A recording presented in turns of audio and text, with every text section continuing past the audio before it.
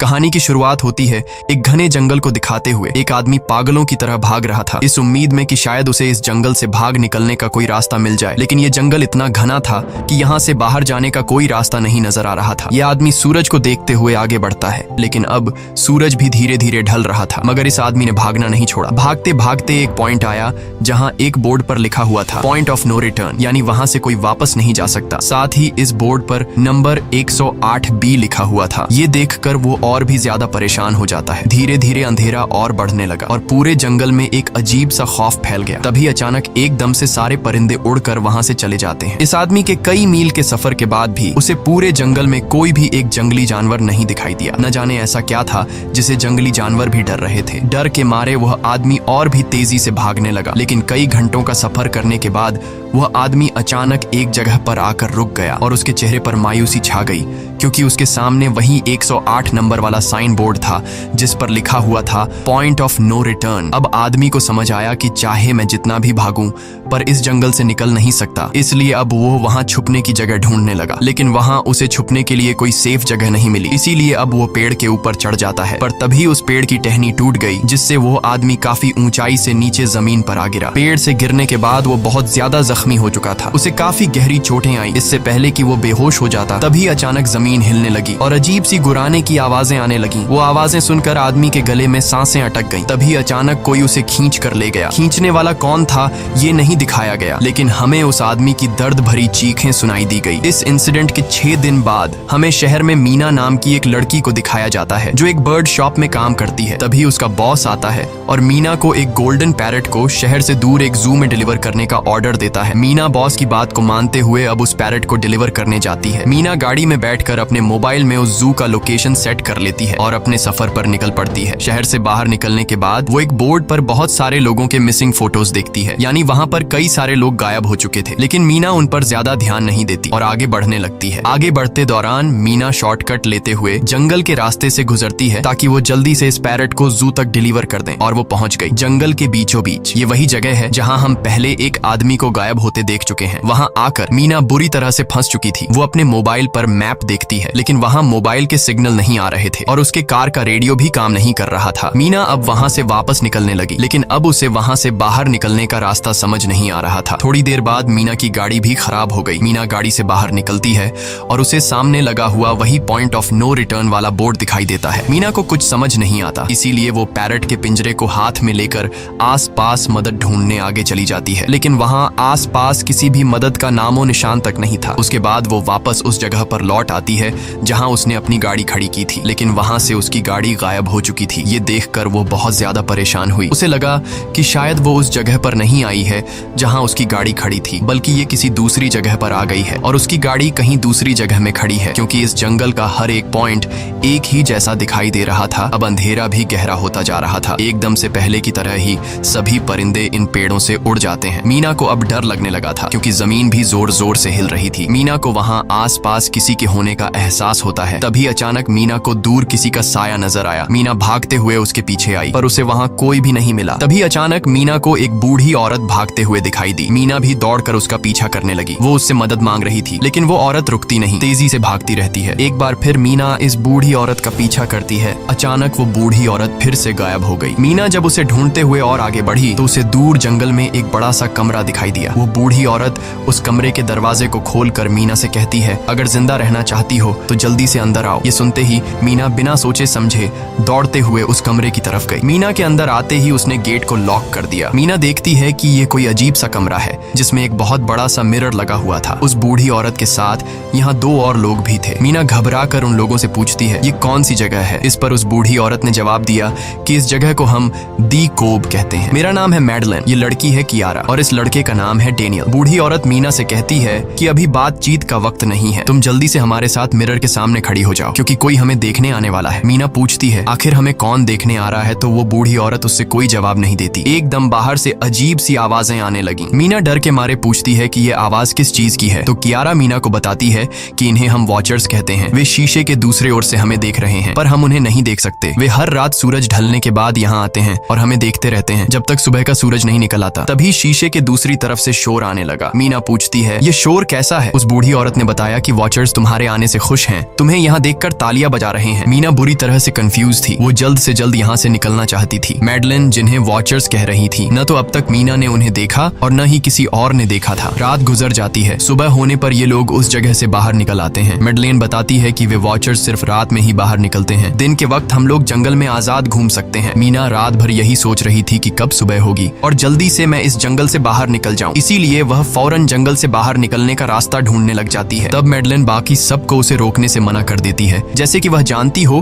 कि मीना इस जंगल से बाहर नहीं निकल सकती और वह जरूर वापस आएगी। बस मीना को जाते हुए मैडलिन बताती है कि तुम्हारा यह फैसला अच्छा नहीं है, इस जंगल से बाहर निकलने का कोई रास्ता नहीं है। रात होने से पहले हमें इस घर में वापस आना पड़ता है, अगर तुम लेट हो गई तो तुम अपनी जान से हाथ धो बैठोगी। मीना किसी की बात नहीं सुनती और अपने पैरट को लेते हुए तेजी से आगे बढ़ती है। थोड़ा सा आगे बढ़ने पर उसे वहीं पॉइंट ऑफ नो रिटर्न वाला साइन दिखाई देता है। उसे देखकर वो घबरा तो गई, लेकिन उसने हिम्मत नहीं हारी और सूरज को देखकर सूरज की डायरेक्शन में आगे बढ़ती रही, पर जंगल से निकलने में कामयाब नहीं हो सकी। आगे चलकर रास्ता ही खत्म हो गया। मीना ने देखा कि वो एक पहाड़ के टॉप पर खड़ी है, जहाँ से आगे दूर दूर तक जंगल के सिवा कुछ भी नहीं था, इसीलिए वो मायूस होकर नीचे बैठ जाती है। तभी अचानक उसके कंधे पर किसी ने हाथ रखा, वो डर गई और जब उसने पीछे मुड़कर देखा तो वो बूढ़ी औरत मैडलिन थी। यहाँ मैडलिन उसे हौसला देती है और कहती है कि सिर्फ तुम ही नहीं जिसने यहाँ से निकलने की कोशिश की और हार गई, हम भी तुम्हारी तरह ही हार कर यहाँ रुके हैं। यहाँ से बाहर निकलने का कोई रास्ता नहीं, चलो मैं तुम्हें कुछ दिखाती हूँ। मैडलिन मीना को जंगल की तरफ लेकर जाती है। मैडलिन मीना से कहती है, ये जंगल एक शिकारी है और हम सब उसका शिकार, अगर जिंदा रहना चाहती हो तो हमारे साथ ही रहो। मैडलिन उसे पॉइंट ऑफ नो रिटर्न वाले काफी सारे साइन बोर्ड दिखाती है, जो कि जंगल के चारों तरफ गोल घेरे में लगे थे और उनके बीच में था उनका कमरा। मैडलिन बताती है कि यह हमारे घर से आधे दिन के फासले पर लगे हैं, अगर इसे आगे गई तो वापस लौटना मुश्किल हो जाएगा, इसलिए कभी भी यह तुम्हें नजर आए तो तुम इन्हें इग्नोर मत करना। मीना पूछती है, ये सब किसने बनाया? तो वो जवाब देती है, ये एक प्रोफेसर ने बनाया है, लेकिन अब तक उसे किसी ने देखा नहीं है। अब रात हो जाती है, ये लोग वापस उस घर के अंदर आ जाते हैं। हर रात वॉचर्स उन्हें देखने के लिए आते थे। आज कियारा नामी लड़की उनके सामने डांस करती है और कहती है ये सब उन्हें पसंद है। ऐसा नहीं था कि इन चारों को हर रात वॉचर्स के सामने खड़ा ही रहना पड़ता था, ये लोग जो चाहते वह कर सकते थे, बस ये लोग उनकी तरफ अपनी कमर नहीं कर सकते थे। ऐसा करने पर वो लोग बहुत ज्यादा गुस्सा हो जाते थे। रात में तो उन्हें सिर्फ वॉचर्स का मसला था, लेकिन दिन में भी उन्हें बहुत मुश्किलों का सामना करना पड़ता था। ये लोग जंगल से हर रोज अपना पेट भरने के लिए कुछ न कुछ शिकार करके लाते थे, जिससे उनका गुजारा हो जाता। अगले दिन कियारा और मीना दोनों जंगल में शिकार करने जाती हैं। मीना कियारा से पूछती है कि आखिर ये वॉचर्स चाहते क्या हैं? कियारा बताती है, मुझे भी कुछ खास नहीं पता, लेकिन मैडलाइन कहती है कि ये वॉचर्स हमें देखते हैं, हमें ऑब्जर्व करते हैं, लेकिन अगर हमने वॉचर्स को देखा तो हम पागल हो जाएंगे, क्योंकि वॉचर्स बहुत ही खूंखार दिखते हैं। कियारा अब उसे एक गड्ढा दिखाती है और कहती है, ऐसे बहुत से गड्ढे इस जंगल में मौजूद हैं। दिन के वक्त सारे के सारे वॉचर्स उन गड्ढों में रहते हैं और रात में वो यहाँ से बाहर निकल आते। दिन के वक्त ये लोग इसलिए बाहर नहीं आ सकते क्योंकि सूरज की रोशनी उनकी स्किन जलाती है। कियारा मीना को बताती है कि वो 5 महीने पहले अपने पति के साथ इस जंगल में आई थी और तब से वो दोनों यहाँ फंसे हुए थे, पर आज से 6 दिन पहले मेरा पति जंगल में रास्ता ढूंढने निकला है। मुझे उम्मीद है कि वो जरूर वापस आएगा और हम सबको यहाँ से सेफली ले जाएगा। यहाँ हमें मालूम होता है कि असल में कियारा का हस्बैंड वही आदमी था जिससे हमने मूवी के स्टार्ट में देखा था, जिसे कोई यहाँ से खींच कर ले गया और अब वो मारा जा चुका है। इस तरह से बातें करते हुए ये दोनों कमरे के पास वापस लौट आए। यहाँ मैडलिन ने मीना को 3 रूल समझाती है जिंदा रहने के लिए। सबसे पहला ये कि वो रात के वक्त घर का दरवाजा नहीं खोलेगी, दूसरा रात में वो आईने की तरफ अपनी कमर नहीं करेगी, और तीसरा ये कि दिन के वक्त वो उन गड्ढों के पास नहीं जाएगी और जितना हो सके रोशनी में रहेगी। जब तक तुम इन रूल्स को फॉलो करोगी तब तक तुम जिंदा रहोगी। लेकिन मीना को मैडलाइन की बातों पर बिल्कुल भी भरोसा नहीं होता। अब उस रात मीना इन वॉचर्स के बारे में जानना चाहती थी, इसीलिए वो शीशे के साथ कान लगाकर आवाजें सुनने की कोशिश करती है। जब उसे कुछ सुनाई नहीं देता तो मीना को मैडलिन की बताई गई वॉचर्स की बातें फेक लगने लगती हैं, इसलिए वह रूल्स को तोड़ते हुए अपनी कमर को शीशे की तरफ करके सो जाती है और ऐसा करने पर इन वॉचर्स को गुस्सा चढ़ जाता है। वो लोग जोर जोर से उस शीशे को मारने लग जाते हैं। शोर से मैडलाइन भी उठ जाती है और वह जल्दी से मीना को शीशे की तरफ खड़े रहने को कहती है और तब जाकर वो वॉचर्स का गुस्सा शांत होता है। यानी जब इंसान वॉचर्स को अपनी पीठ दिखाते हैं तो वह उसे खुद की इंसल्ट मानने लगते हैं। ये रात भी गुजर जाती है और अगले दिन मीना डेनियल के साथ शिकार पर निकलती है। वो डेनियल से पूछती है, क्या आज तक तुमने किसी वॉचर को देखा है? जिस पर डेनियल ने जवाब दिया कि मैंने भी आज तक वॉचर्स को नहीं देखा और जो भी वॉचर्स को देखता है वो जिंदा नहीं बच पाता। तब मीना डेनियल को समझाती है कि मुझे लगता है कि ये सब मैडलाइन की बनाई हुई कहानियां हैं जिसके अंदर वो हमें फंसा रही है। हमें जरूर उन गड्ढों को जाकर चेक करना चाहिए, शायद हमें यहाँ से बाहर जाने का कोई रास्ता मिल जाए। डेनियल भी यहाँ रहकर बहुत ज्यादा तंग हो चुका था और वो भी किसी तरह से रास्ता ढूंढकर इस जंगल से भाग निकलना चाहता था, इसलिए वो मीना की बात मान लेता है और वो दोनों गड्ढे के पास पहुंच जाते हैं। अब मीना अपने आप को रस्सी से बांधकर इस गड्ढे के अंदर उतरती है। रस्सी का दूसरा सिरा डेनियल ने पकड़ा हुआ था ताकि अगर मीना को कुछ भी हो वो जल्दी से मीना को बाहर की तरफ खींच ले। मीना नीचे गड्ढे में पहुंच जाती है जहां उसे बहुत सारा इंसानों का सामान मिलता है। मीना उस सामान को इकट्ठा कर लेती है। ये सारा सामान उन लोगों का था जो जंगल में वॉचर्स के शिकार हो चुके थे। डेनियल रस्सी के सहारे कैमरा, साइकिल और जरूरत का सारा सामान को बाहर ले आता है। मीना अब नीचे इंतजार करती है कि डेनियल कब रस्सी नीचे फेंकेगा और मैं ऊपर चली जाऊंगी। और इससे पहले कि मीना उस गड्ढे से बाहर निकल पाती, उसे गड्ढे के अंदर किसी के आने की हलचल सुनाई देती है। मीना जल्दी से डेनियल को रस्सी नीचे फेंकने की आवाज देने लगती है, लेकिन तभी मीना को पकड़ने के लिए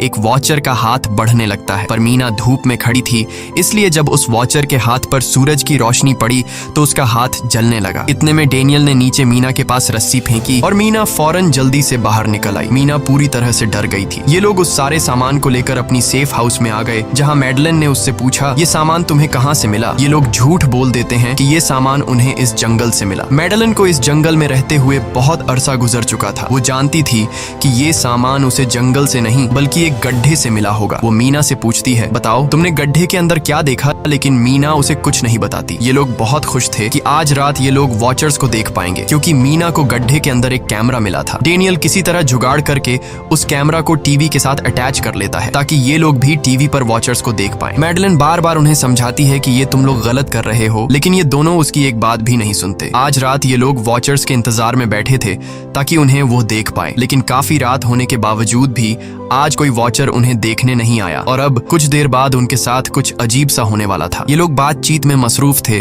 कि तभी उनका दरवाजा खटखटाया जाता है, यानी दरवाजे पर किसी ने दस्तक दी। उन्होंने जल्दी से टीवी की तरफ देखा तो वहां उन्हें इंसानी टांगे दिखाई दे रही थीं। बाहर जो कोई भी था वो कियारा के हस्बैंड की आवाज में बात कर रहा था और वो जल्दी से दरवाजा खोलने को कह रहा था। कियारा को लगा कि जरूर उसका हस्बैंड यहाँ से बाहर निकलने का रास्ता ढूंढ आया है। वो जल्दी से उठकर दरवाजा खोलने के लिए जाती है, लेकिन मैडलिन बीच में आकर दरवाजा खोलने नहीं देती। वो कहती है कि मैं जानती हूँ बाहर तुम्हारा हस्बैंड नहीं है, क्योंकि मैडलिन जानती थी कि रात के इस अंधेरे में कोई भी इंसान इस कमरे तक नहीं पहुंच सकता। लेकिन कियारा को मैडलिन की बातों पर यकीन नहीं होता और वो दरवाजा खोलने की कोशिश करती है, जिसके बाद मैडलिन कियारा से कहती है कि वो तुम्हें फंसा रहा है, तुम उसका इम्तिहान ले लो, तुम उसे कोई ऐसी बात पूछो जिसके बारे में सिर्फ तुम या तुम्हारा हस्बैंड जानता हो। कियारा बाहर खड़े हुए इंसान से एक किताब के बारे में सवाल करती है जिसके बारे में उसे पता होना चाहिए था, लेकिन जब बाहर खड़ा हुआ इंसान कोई जवाब नहीं देता तो ये समझ जाते हैं कि ये वॉचर ही है। ये लोग जब दरवाजा नहीं खोलते तो वॉचर उनके बाहर लगाए हुए कैमरा को तोड़ देता है और यहाँ हमें एक बात पता चलती है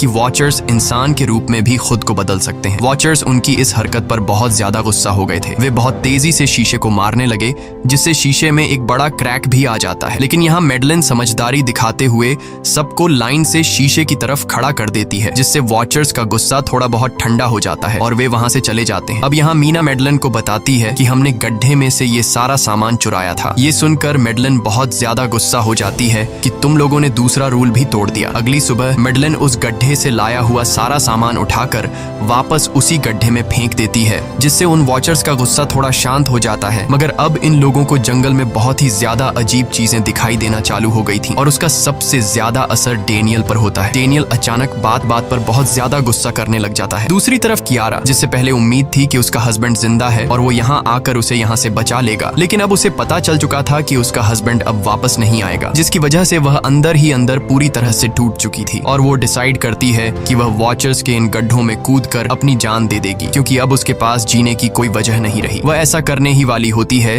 कि मीना आकर उसे बचा लेती है। इसी बीच हम देखते हैं कि डेनियल मैडलिन की तरफ अजीब तरह से देख रहा होता है और वह गुस्से में आकर मैडलिन को पेड़ के साथ बांध लेता है। डेनियल ने कहा कि अब मैं इस बुढ़िया के कोई रूल्स नहीं मानूंगा, अब यहाँ सिर्फ मेरी बात मानी जाएगी। अब रात होने वाली थी, इसलिए डेनियल कमरे की तरफ भागा और कियारा भी उसके पीछे भागी, लेकिन मीना मैडलिन के पास आई और उसकी रस्सियां खोलने लगी। दूसरी तरफ डेनियल ने कियारा को लेकर कमरे का दरवाजा अंदर से बंद कर दिया और मीना और मैडलिन को बाहर वॉचर्स के लिए छोड़ दिया। मीना और मैडलिन डेनियल से दरवाजा खोलने के लिए गिड़गिड़ाते रहे। डेनियल से रिक्वेस्ट करते हैं कि प्लीज दरवाजा खोल दो, लेकिन डेनियल ने दरवाजा नहीं खोला। अब बाहर चारों तरफ अंधेरा छा गया और वॉचर्स के आने का टाइम हो गया, इसलिए अब मजबूरन उन्हें अपनी जान बचाने के लिए एक घने पेड़ के नीचे रहकर छिपना पड़ा। थोड़ी देर बाद उन्हें वॉचर्स की गुराने की आवाजें आने लगी। इस टाइम मीना और मैडलिन के साथ हमें भी उन वॉचर्स की एक झलक दिखाई जाती है। ये लोग लंबे, पतले और खतरनाक थे। सब अपने अपने गड्ढों से निकलकर इंसानों को देखने के लिए उस सेफ रूम तक पहुंचते हैं और जब ये लोग देखते हैं कि मीना और मैडलिन वहां नहीं हैं, तो वो उनको खाने के लिए जंगल में ढूंढने लग जाते हैं। और जब ये वॉचर्स दूर जाते हैं तो मौके का फायदा उठाते हुए ये दोनों फिर से सेफ रूम तक आ जाते हैं और डैनियल से रो रो कर दरवाजा खोलने को कहते हैं। इस बार डैनियल के दिल में रहम जाग जाता है और वो उनके लिए दरवाजा खोल लेता है। अब अंदर जाने के बाद पहले तो मैडलिन डैनियल पर गुस्सा करती है और फिर इन सबको शीशे के सामने खड़ा करके वॉचर्स के बारे में कुछ बातें बताती है। मैडलिन ने कहा कि अब तक हम बहुत से रूल्स तोड़ चुके हैं, इसलिए मुझे नहीं लगता कि इस बार वॉचर्स हमें माफ करेंगे। मैं तुम लोगों को वॉचर्स के बारे में कुछ सच्चाई बताना चाहती हूँ। दरअसल मैं जब यहाँ पहली बार आई थी तो मैंने कुछ ऐसा देखा जिससे मेरे होश उड़ गए। मैंने अपना ही एक डुप्लीकेट देखा। असल में वो एक वॉचर था जो मेरा रूप लेने की कोशिश कर रहा था। हालांकि उसकी आंखें और बाल बिल्कुल परफेक्ट नहीं थे। मीना ने पूछा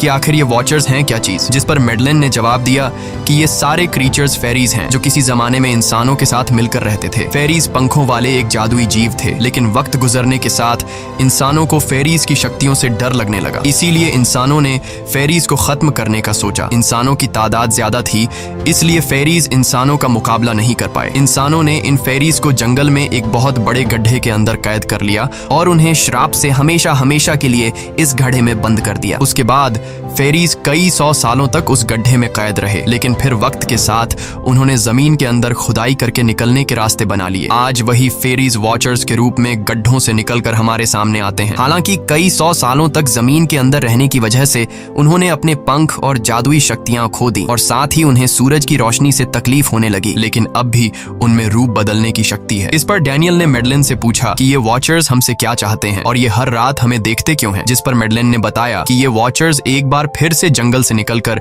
इंसानों के बीच रहना चाहते हैं, लेकिन अपने असली रूप में ये इंसानों के बीच नहीं रह सकते। इसीलिए उन्होंने हमें यहाँ रखा हुआ है ताकि हमें देखकर हमारा रूप ले सकें और हमसे आज के दौर के तौर तरीके सीखकर इंसानों के बीच रह सकें। मैडलिन ये सब बातें बता ही रही थी कि अचानक सभी वॉचर्स वापस लौट आए और जब वॉचर्स को पता चलता है कि मैडलिन और मीना वापस अपने कमरे में आ गए हैं तो वो सब गुस्से से भड़क उठे और दरवाजा तोड़ने की कोशिश करने लगे। इन चारों ने टेबल को खींचकर दरवाजे के सामने रख दिया ताकि दरवाजा वॉचर्स तोड़ न सके, लेकिन वॉचर्स की ताकत काफी ज्यादा थी और इन चारों को पता चल चुका था कि जल्द ही वॉचर्स अंदर आ जाएंगे और उन्हें मौत अपनी आंखों के सामने दिखाई दे रही थी। तभी उन्होंने देखा कि टेबल को घसीटकर दरवाजे तक ले जाने की वजह से कारपेट पलट गई है। जब उन्होंने कारपेट हटाया तो उन्हें नीचे एक बड़ा लोहे का गेट नजर आया। उन्होंने जल्दी से गेट खोला तो उन्हें पता लगा कि नीचे एक बहुत बड़ा बंकर है। ये लोग जल्दी से उस बंकर के अंदर घुस गए और ऊपर से लोहे का गेट बंद कर दिया। ये लोग इस बात को लेकर परेशान थे कि ये बंकर यहाँ पर मौजूद था और इन लोगों को पता भी नहीं चला। इस बंकर के नीचे बहुत फैसिलिटीज थी, हजारों दिन का खाना, एक कंप्यूटर और भी बहुत सारा जरूरत का सामान रखा था। मीना जानना चाहती थी कि आखिर ये जगह किसने बनाई, इसीलिए वो उस कंप्यूटर को ऑन कर लेती है। उस कंप्यूटर में बहुत सारा डेटा सेफ था, जिसे खोलने पर उन्हें पता चलता है कि ये सारी जगह प्रोफेसर मार्टिन ने बनाई थी। असल में प्रोफेसर को इन क्रीचर्स के बारे में पता था। वो इन वॉचर्स पर रिसर्च करना चाहता था, इसीलिए उसने ये बंकर बनाया था। पैसों का लालच देकर वो दूसरे इंसानों को काम के लिए यहाँ लेकर आता था और रात के वक्त मजदूरों को ऊपर कमरे में छोड़कर खुद यहाँ आकर छुप जाता था और वो वॉचर्स फिर उन इंसानों को खा जाया करते थे। अगली वीडियो में डॉक्टर मार्टिन बताते हैं कि उनकी रिसर्च के दौरान उन्हें एक सबसे अलग फेरी मिली जो रोशनी में भी उन गड्ढों से बाहर आ सकती थी। डॉक्टर बताता है कि उस वॉचर ने एक बच्ची का बिल्कुल परफेक्ट रूप ले लिया था जिसे कोई पहचान नहीं सकता था। वो बहुत अच्छी थी, उसने डॉक्टर मार्टिन को मारा नहीं। डॉक्टर मार्टिन उसे यहाँ ले आया। तभी प्रोफेसर ने कैमरा को दूसरी तरफ मोड़ा। तब उन्होंने देखा कि प्रोफेसर ने उस छोटी सी बच्ची के रूप में आए वो क्रीचर को पिंजरे में कैद कर लिया है। पता नहीं डॉक्टर उसके साथ कौन सा एक्सपेरिमेंट करने वाला था। उस कंप्यूटर में बहुत सी वीडियोस थी और हर वीडियो में कुछ न कुछ बताया हुआ था। मीना बस ये जानना चाहती थी कि आखिर में क्या हुआ, इसीलिए वो सबसे आखिरी वीडियो प्ले करती है जिसमें वह देखती है कि प्रोफेसर खुद को और उस फेरी को मारने वाले हैं। मरने से पहले वह इस जंगल में फंसे हुए लोगों के लिए यहाँ से निकलने का रास्ता बता देता है और कहता है कि शाम में जिस डायरेक्शन में परिंदे भागते हैं उस डायरेक्शन में भागने से वे लोग इस जंगल से निकल सकते हैं। उसने इस रिकॉर्डिंग मैसेज में कहा था कि अगर कोई इस जंगल से निकलने में कामयाब हो गया तो यूनिवर्सिटी में जाकर मेरी सारी रिसर्च तबाह कर देना। मैंने यहाँ आकर बहुत बड़ी गलती कर दी। उसके बाद प्रोफेसर ऊपर चले गए और फिर 2 गोलियों की आवाज आई, जिससे उन्हें समझ आया कि प्रोफेसर ने पहले उस फेरी को मारा और फिर खुद को गोली मार दी। आज रात ये चारों बहुत खुश थे क्योंकि उन्हें इस जंगल से जान छुड़ाने का रास्ता मिल गया था। अगली सुबह सभी लोग अब बंकर से बाहर निकलते हैं तो देखते हैं कि उनका सेफ हाउस उन वॉचर्स ने पूरी तरह तबाह कर दिया है और आज के दिन उन्हें लाजमी इस जंगल से निकलना होगा, वरना ये लोग मारे जाएंगे क्योंकि रात को अब उनके पास छिपने के लिए कमरा भी नहीं बचा था। ये लोग अब यहाँ जंगल से निकलने के रास्ते में बढ़ने लगते हैं। वो परिंदे जिनके बारे में प्रोफेसर बता रहे थे वे तो शाम को उड़ने वाले थे, लेकिन उन्हें शाम होने से पहले जंगल से बाहर निकलना था। इसलिए मीना अपने पास मौजूद पैरट को आजाद कर देती है। जिस डायरेक्शन में वह उड़ता है उसी डायरेक्शन में ये लोग चलने लग जाते हैं। चलते हुए रास्ते में ही उन्हें एक कब्र मिली। मैडलेन उस कब्र को देखकर बताती है कि एक वक्त था जब ये लोग इंसानों के साथ रहते थे, लेकिन इंसानों ने उनके साथ बहुत बुरा किया, धोखा किया और उन्हें यहाँ जंगलों में फंसाकर खुद चले गए। कई घंटे सफर करने के बाद ये लोग एक नदी के पास पहुंच गए। वहाँ उन्हें प्रोफेसर का एक बोट मिला, जिसको देखकर ये लोग बहुत खुश हुए, लेकिन उनकी खुशी अब कुछ ही देर की मेहमान थी क्योंकि अब अंधेरा हो चुका था और वॉचर्स के आने का वक्त हो गया था। उससे पहले कि ये लोग डॉक्टर मार्टिन की बोट में बैठकर यहाँ से दूर चले जाते, तभी उन्हें पीछे से किसी की आवाज आई। जब उन्होंने पीछे मुड़कर देखा तो वो कियारा का हस्बैंड था जो मदद के लिए चिल्ला रहा था। वो बहुत ही जख्मी हालत में था। बाकी सब बोट में बैठ चुके थे, इसलिए डेनियल अकेला उसकी मदद के लिए गया। डेनियल कियारा के हस्बैंड को खींचकर बोट की तरफ लाने लगा, लेकिन तभी ये लोग बोट से देखते हैं कि डेनियल जिसकी मदद करने गया वह कोई इंसान नहीं बल्कि एक वॉचर है, जिसने उनके सामने ही डेनियल का रूप ले लिया। वो लोग कुछ भी नहीं कर पा रहे थे। अब उस वॉचर ने डेनियल को मार दिया। उन्हें इस बात का पता था कि वॉचर्स इस नदी को पार नहीं कर सकते हैं और फाइनली ये लोग खुद इस नदी को पार करके शहर तक पहुंच जाते हैं। और कहानी में असल ट्विस्ट इसके बाद आया। शहर पहुंचने के बाद ये तीनों अलग अलग रास्तों पर चले गए और कुछ दिनों बाद अब मीना जल्दी से डॉक्टर मार्टिन के कहने के मुताबिक उनके यूनिवर्सिटी में उनका सारा डेटा खत्म करने के लिए आई। उससे पहले कि वह उनका रिसर्च डेटा डिलीट कर देती, तभी उससे वहां एक टेप रिकॉर्डर मिला और उस टेप रिकॉर्डर से मीना को एक नया राज मालूम हुआ। जब हजारों साल पहले इंसान और फेरीज एक साथ रहते थे तो तब उनकी शादी भी हुआ करती थी। इंसान और फेरी के मिलन से जो बच्चे पैदा होते थे उनमें इंसान और फेरी दोनों के गुण होते थे। उन्हें हाफलिंग्स कहा जाता था। उन हाफलिंग्स में एक खासियत थी कि वे रूप बदलने में इतने माहिर होते थे कि वे किसी मरे हुए इंसान का रूप भी बदल सकते थे। प्रोफेसर का मानना था कि जब इंसानों ने फेरीज को जंगल के अंदर गढ़ों में कैद कर लिया था, तब हाफलिंग इंसानों के बीच अपना रूप बदलकर चुपके से रहने लगे और वो आज भी किसी न किसी रूप में इंसानों के बीच मौजूद है। मीना जब प्रोफेसर के ऑफिस में आई और वहाँ पर जांचबीन करने लगी तो वहाँ उसके हाथ कुछ ऐसी तस्वीरें लगी जिसने उसके होश उड़ा दिए। उसने देखा कि तस्वीर में जो प्रोफेसर के साथ लेडी खड़ी है वो कोई और नहीं बल्कि मैडलेन है और असल में मैडलेन प्रोफेसर की वाइफ है। वो कंफ्यूज हो जाती है कि मैडलेन ने उसे यह बातें क्यों नहीं बताई। इस भारी कंफ्यूजन को शेयर करने के लिए वो कियारा के पास आती है और उसे बताती है कि जिस मैडलेन से हम जंगल में मिले थे वो असल में प्रोफेसर मार्टिन की वाइफ है, लेकिन उसने हमें यह सच्चाई इसलिए नहीं बताई क्योंकि वो खुद एक इंसान नहीं बल्कि एक रूप बदलने वाली फेरी थी। मैंने जब रिसर्च किया तो मुझे पता चला कि काफी साल पहले प्रोफेसर की वाइफ